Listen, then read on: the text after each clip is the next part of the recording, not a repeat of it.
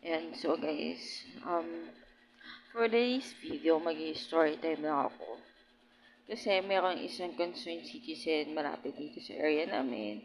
And kinuwento niya rin sa akin lahat na napag-utusan na yung construction workers dito sa kapila.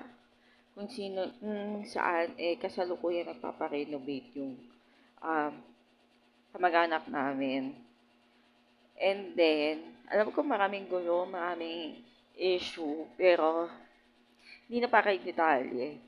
Pero doon lang sa may nagsabi lang sa akin na, yun nga, napag-utusan lang daw yung mga construction workers dito para lang daw paringgan ako.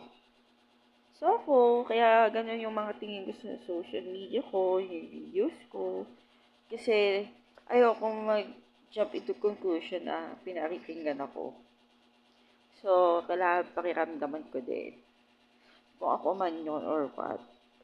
Pero, since may nagsabi nga, so hinayaan ko na. Tsaka, mahilig naman sila magsumbong-sumbong. And, pinapalabas na ako daw yung nagpaparinig. Tapos, yung mga bagay-bagay na nakikita dito sa bahay, akala, nakikita lahat. As if naman may CCTV dito sa loob ng bahay namin. May pahidan kami para makita mo lahat ng gawain namin.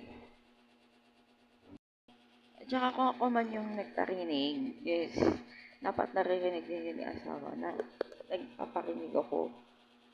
Kaso mo, hindi naman yan naririnig. Kaya may headset man yan o wala. Alam ko maririnig at maririnig niya. So, yun ang muna yung share ko sa ngayon, guys.